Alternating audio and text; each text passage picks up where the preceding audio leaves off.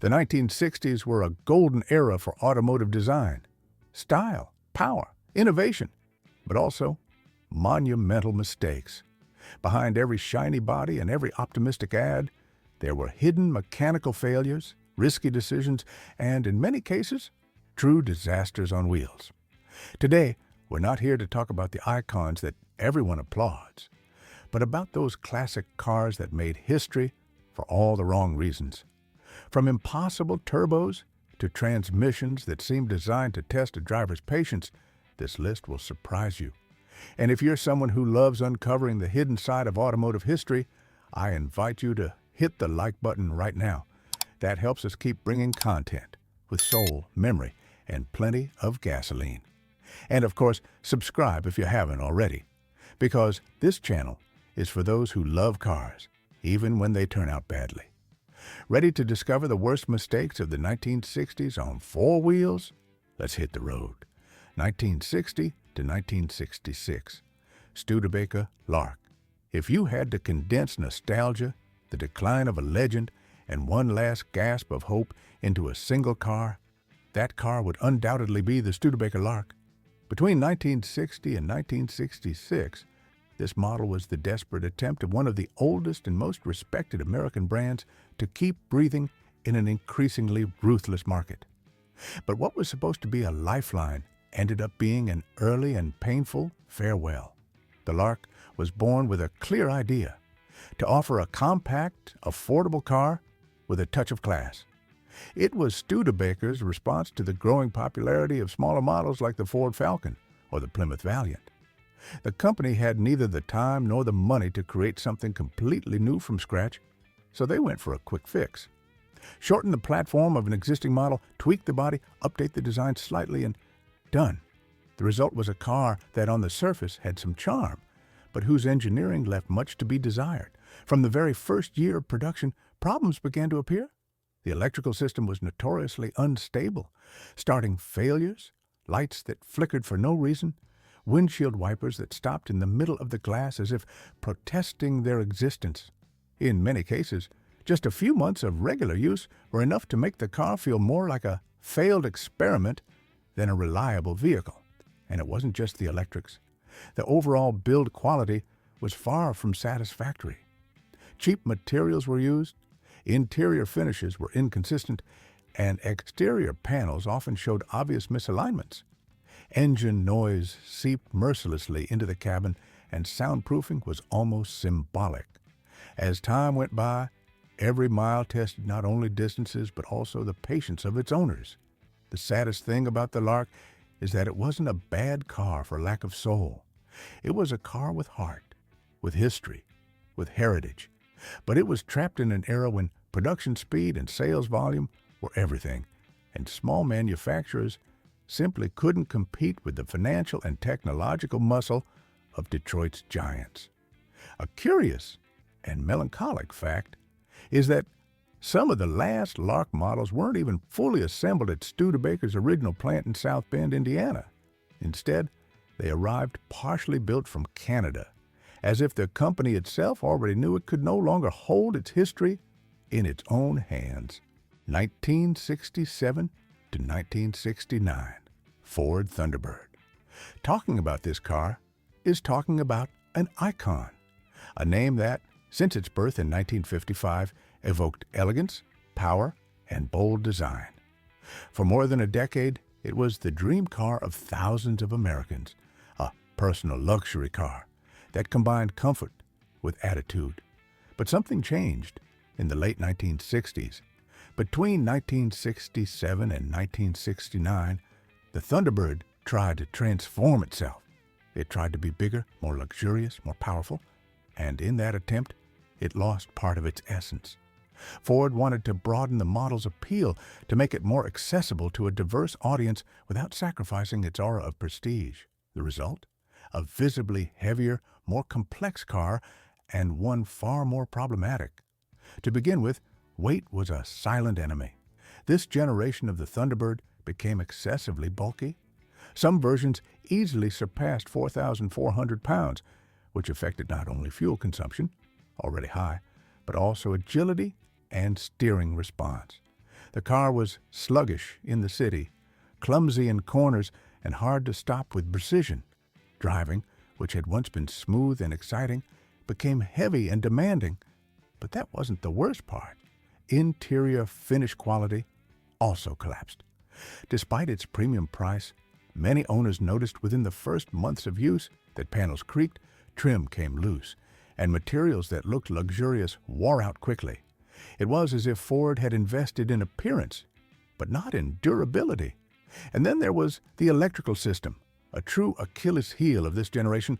Problems with the lighting system, failures in the automatic seat controls, windows that stopped working without warning, and fuses that blew as if they were made of paper.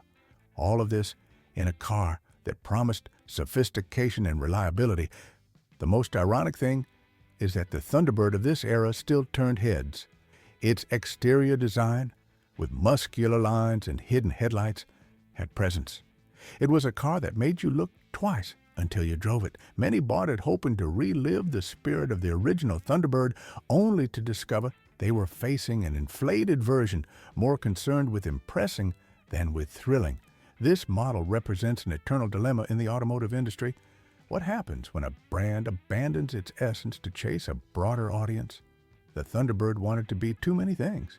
It wanted to be sporty, but also executive, classic, yet modern, refined, yet aggressive. And in the process, it got trapped between definitions. Today, this generation of the Thunderbird occupies an uncomfortable place in collective memory. It's not the most fondly remembered, nor the most hated. It is simply the one that tried to please everyone and ended up enchanting no one. 1965 to 1967, AMC Marlin. Some cars are born to lead, others to break the rules. And some, like this one, are simply born confused. Between 1965 and 1967, the American Motors Corporation, a company that always moved between bold innovation and limited budgets, decided to launch a luxury fastback, a car that was supposed to combine sporty style, interior space, and refinement. Sounds good, right? The problem is that the Marlin failed to deliver any of those goals convincingly. At first glance, its design already sparked controversy. The fastback silhouette, somewhat inspired by the Dodge Charger, looked forced onto a platform that was too tall and too boxy. The result was a car with awkward proportions, a sort of shock on wheels. In fact, the promotional slogan was a personal luxury car for a big fish, which didn't help it to be taken seriously. An elegant shock? It looked more like a salmon swimming upstream against the current of good taste. But design was only the surface. Once inside the Marlin, things didn't get any better. The interior finish was poor, with hard plastics, misaligned joints, and upholstery that wore out quickly. It was hard to associate that cabin with the word luxury. It felt more like an economy car disguised in a party suit, badly stitched together. Then came the driving experience. Despite its slightly aggressive appearance, the Marlin's performance was lukewarm. The available engines didn't deliver the power its body seemed to promise. The V8 versions were barely adequate, and the six-cylinder ones were simply disappointing. The suspension didn't inspire confidence in corners, and the steering had that spongy play so common in poorly tuned cars of the era. In other words, the Marlin was neither fast, nor comfortable, nor exciting. AMC marketed it as a car for a young, ambitious audience that wanted to stand out. But the truth was that neither young buyers wanted it, nor executives respected it. It was trapped between segments with no clear identity. Was it a sports car, an elegant sedan, an experiment? The market never figured it out, and AMC didn't either. A curious fact is that the Marlin was essentially a mutation of the AMC Rambler Classic, an economy model. What they did was modify the rear end, add some cosmetic touches, and voila, the Marlin was born. That explains a lot about its disjointed character. Now you tell me, do you think the Marlin is a misunderstood gem or just a bad idea dressed up with chrome and paint? Would you keep it in your garage for its unique character, or avoid it as a failed experiment? Let us know in the comments. 1961 to 1965, Lincoln Continental few cars have symbolized power and prestige like the Continental of the early 1960s. With its straight lines, imposing proportions, and rear-hinged suicide doors, it became a statement of restrained elegance. It was the car of presidents, successful businessmen, and those seeking a status symbol without falling into baroque excess. But what many didn't know when they first turned the key was that such luxury came at a higher price than expected. The Continental promised a driving experience that was smooth, comfortable, and majestic. And in many ways, it delivered. The seats were as wide as armchairs, outside noise insulation was excellent, and the suspension glided like silk. However, its technological sophistication, the pride of the brand, was also its downfall. This model relied heavily on a complex hydraulic system to operate basic functions such as power windows, seat adjustments, and even the convertible roof on open-top versions. And that system failed a lot. Windows that went down but refused to go back up, seats stuck in awkward positions, roofs that refused to open or worse, stopped halfway through. For many owners, the Continental became a frustrating experience, a car that required constant adjustments and frequent visits to the workshop.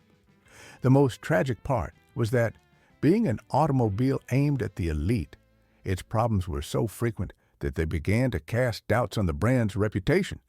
On top of that, finding skilled technicians to repair those systems wasn't easy outside major cities. And when you did, the costs were astronomical. What was meant to be a machine of pleasure ended up being a source of stress for those who expected reliability equal to its price tag. Paradoxically, the Continental was still admired. Its design was so influential that it shaped the brand's style for years. It was even immortalized in history as the presidential vehicle of John F. Kennedy.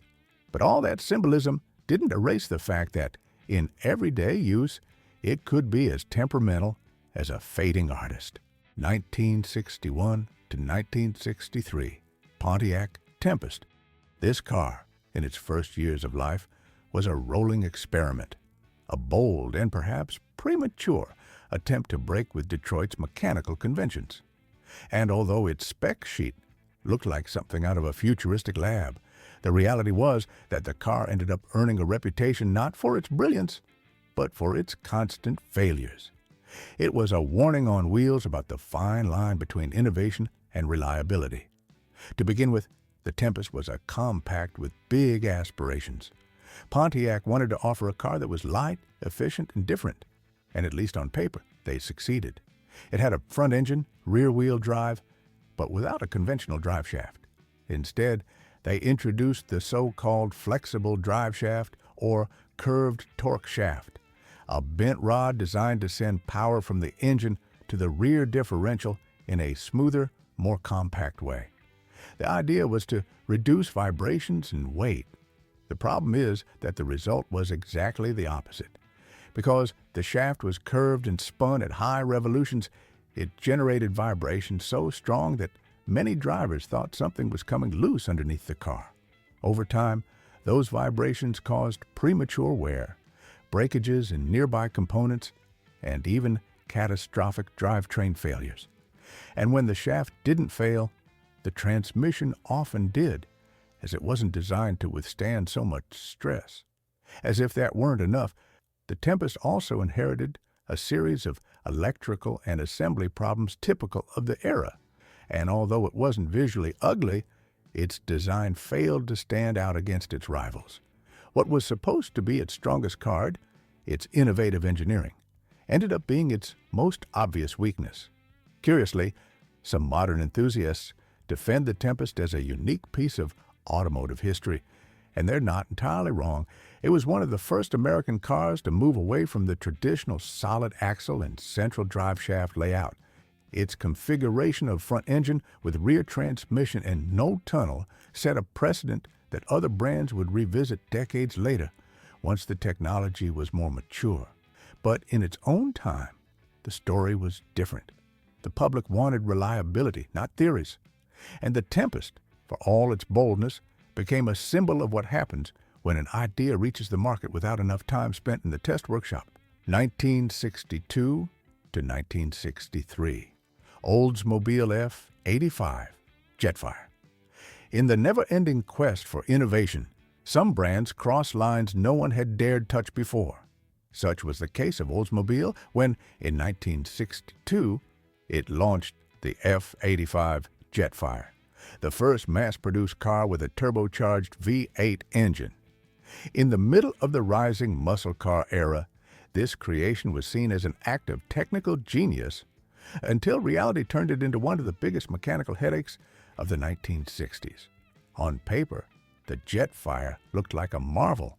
Equipped with a 215 cubic inch V8 and a turbo system designed by Garrett, it produced 215 horsepower. Impressive for such a compact car. But there was one technical and commercial detail that would change its fate completely. For the turbo to work properly, the system required the use of a special fluid called turbo rocket fluid, a mixture of methanol, water, and patented lubricant, which the driver had to refill manually. Yes, you read that right. If the fluid reservoir dropped below a certain level, the system automatically deactivated the turbo to protect the engine, and that was only the beginning of the problems. Many owners, either not understanding the system or simply ignoring the warnings, let the reservoir run dry, then wondered why the car lost power, stumbled during acceleration, or even suffered internal damage. To make things worse, maintenance was incredibly complex. The system required fine adjustments, sensitive valves, and a precise balance between pressure, mixture, and temperature. Any deviation could cause premature detonation, overheating, or turbo failure. It was not a car for the average user, and that was its fatal mistake. At dealerships, mechanics weren't sure how to handle this new technology. Some disconnected the turbo entirely, while others removed it to avoid problems. And in no time, the Jetfire's reputation collapsed. What should have been a revolutionary breakthrough became an awkward anecdote for the brand. The most curious part is that the Jetfire was in many ways far ahead of its time. Decades later, turbos would become common, even in economy cars. But in 1962, neither the market, nor the customers, nor the repair shops were ready to live with a car that required gasoline, oil, and a third secret fluid to run at full power. Less than 2 years after its launch, the Jetfire was quietly pulled from the market. Oldsmobile learned a painful lesson. Innovation without understanding can be more dangerous than a lack of boldness, and so it went from pioneer to footnote in history, one that today's most obsessive collectors chase, knowing they're looking at one of the most ambitious and problematic experiments of its decade. 1960 to 1964. Chevrolet Corvair. Few cars have generated as much debate, scandal, and transformation as this one. Launched in 1960 as General Motors' big bet to compete in the compact segment, the Corvair was meant to be economical, modern, elegant, and revolutionary. And it was. But for reasons very different from what the brand had envisioned. Aesthetically, it was a jewel. Clean lines, rear-mounted engine, rear-wheel drive, and a design that stood out against more conservative rivals like the Ford Falcon or the Plymouth Valiant. But the true revolution was under the hood. The Corvair carried a 6-cylinder air-cooled boxer engine, a total rarity in the U.S. market. It seemed like GM had taken a step into the future, but that future had a trap. The rear engine layout and the lack of a front stabilizer bar made the Corvair's handling unpredictable in tight corners or sudden maneuvers. Oversteer was so pronounced that the car could roll over relatively easily if the driver wasn't experienced. What should have been a technical advantage became a real threat.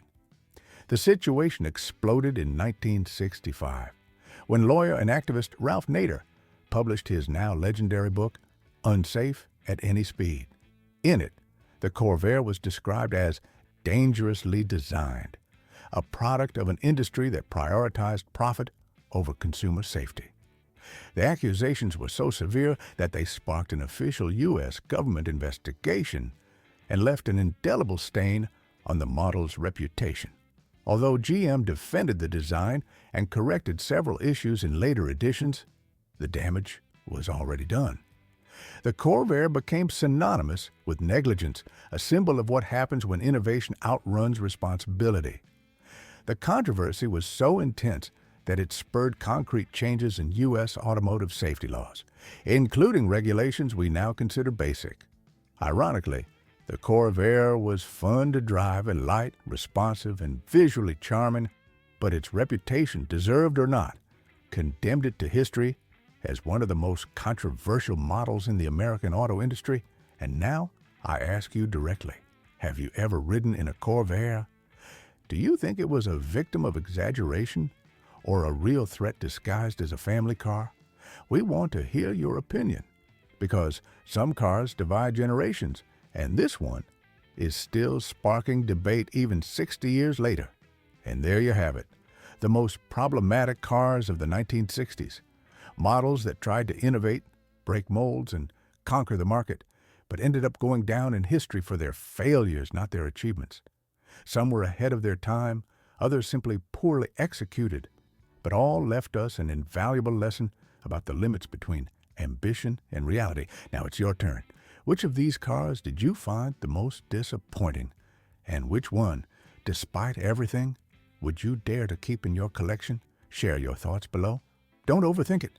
Your experience, your opinion, or even your story with one of these models could be exactly what another car lover needs to read today. And if you're still craving more glorious mistakes, don't leave just yet, because this is only one part of the series.